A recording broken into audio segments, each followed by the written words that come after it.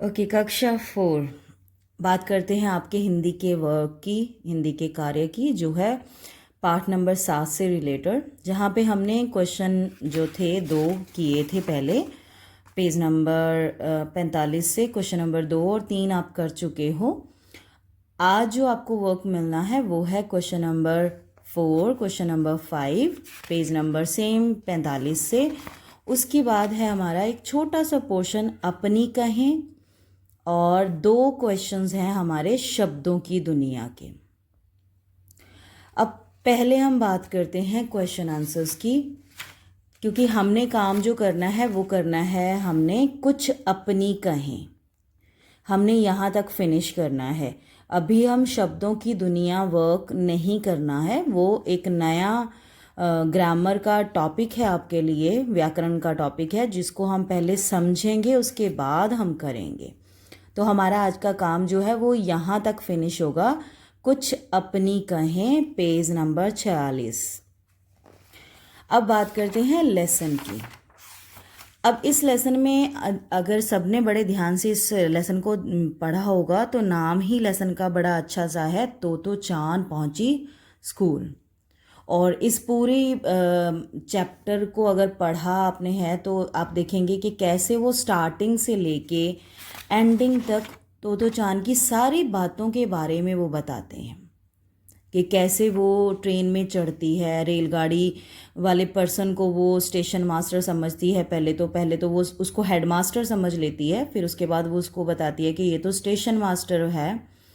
फिर माँ को बड़ा अजीब लगता है कि इसने पूरी ट्रेन को ही एक स्कूल के अनुसार देख लिया या स्कूल समझ लिया। एक बात और यहाँ पे ध्यान वाली है कि उसकी माँ जो है वो बहुत धीरज वाली हैं, मतलब बहुत ही अच्छे ढंग से बात करने वाली, बड़े प्यार से समझाने वाली है। गुस्सा नहीं है उनको आता, जब भी कोई बात समझानी है तो चांद को, तो वो बहुत अच्छे तरीके से समझाती हैं।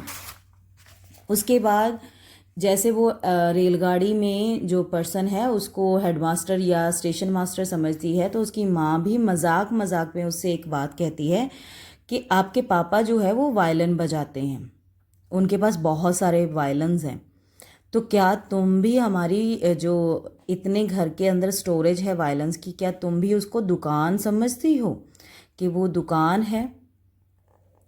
दुकान तो नहीं बन जाता अपना घर। तो चांद ने माँ को का हाथ थामते हुए सहमति जताई। कहती नहीं, मैं उसको दुकान नहीं समझती हूँ। तो अब जैसे ही वो आगे आते हैं तो स्कूल के अंदर एंटर करते हैं। स्कूल के अंदर जो सामने इंसान खड़ा होता है तो वो अचानक से उसको पूछ लेती है कि आप स्कूल मास्टर हो या स्टेशन मास्टर? तो जो पर्सन सामने खड़ा होता है बड़े ज़ोर से हंसता है और उन्होंने फिर आंसर दिया कि नहीं, मैं स्कूल का हेड मास्टर हूँ। वहाँ पर उसको बहुत खुशी होती है और वो जो हेड मास्टर है स्कूल का, उनसे कुछ मांगना चाहती है और वो चाहती है कि मैं स्कूल में पढ़ना चाहती हूँ, ये मांगती है वो उनसे। अब इसके बाद जो पूरा ये लेसन दिया हुआ है, उन्होंने उन दोनों की आपस की बातें दी हुई हैं कि वो उससे क्या पूछते हैं, क्या वो बताती है और क्या वो अपना ढंग दिखाती है बात करने का।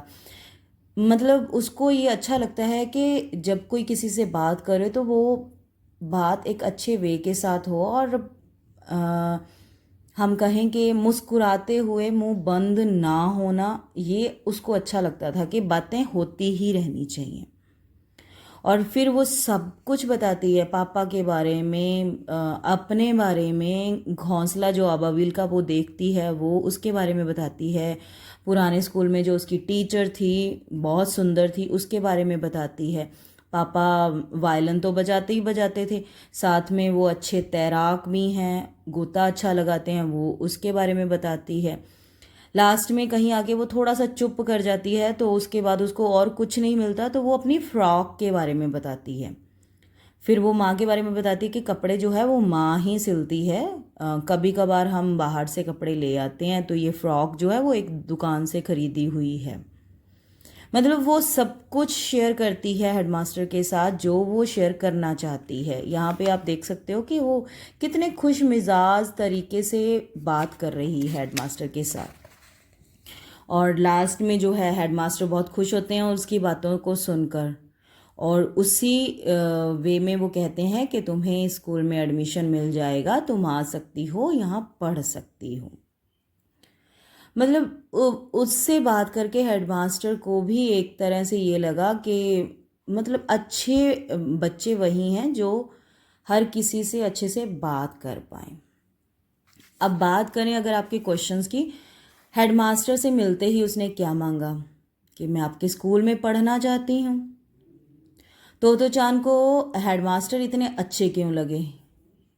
अब हो सकता है कि तोतो चान ने जब उनसे बात की है तो उन्होंने गुस्सा नहीं किया, उन्होंने कोई प्रश्न नहीं पूछा, इसलिए हेडमास्टर उनको अच्छे लगे। तोतो चान के पिताजी क्या करते थे? एक तरफ बताया गया कि वो वायलिन बजाते थे और दूसरी तरफ तोतो चान खुद बताती है कि वो एक अच्छे तैराक भी थे। तो इन दोनों आंसर्स को मिलाकर आप लिख सकते हैं। तोतो चान की माता का स्वभाव कैसा था? उसकी मम्मी कैसे थे? धीरज वाले, बहुत अच्छे से बात करने वाले, मुस्कुराते हुए हर प्रश्न का जवाब देने वाले। अब है उसके बाद प्रश्न नंबर 5, पाठ के इस अंश को ध्यान से पढ़कर प्रश्नों के उत्तर दीजिए। अब आप इस पैरा को अच्छे से पढ़ेंगे, बहुत ध्यान से देखना है, इसको पढ़ना है, और उसके बाद आपने इसके लिए पूछे हुए जो ये प्रश्न है 4 उनके आंसर देने हैं।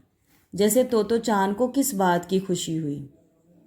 ये भी हो सकता है कि उसको स्कूल में एडमिशन मिल गई, या फिर आप उसके अलावा क्या समझ सकते हो वो आप लिखेंगे। इसी तरह से ये सारे क्वेश्चन हैं, इनके आंसर्स आपने लिखने हैं। लास्ट जो हमारा क्वेश्चन है, तोतो चान ने हेडमास्टर जी से ढेरों बातें की, आप किस किस विषय पर बातें कर सकते हैं लिखिए। ये हमारा लास्ट आज के लिए क्वेश्चन है कि अगर आप अपने हेडमास्टर से बात करो, आप हेडमास्टर से बात करने का आपको मौका मिले, तो आप किन किन चीज़ों के बारे में उनको बताना चाहेंगे। ये काम है जो आपने करना है यहाँ तक, कुछ अपनी कहें तक।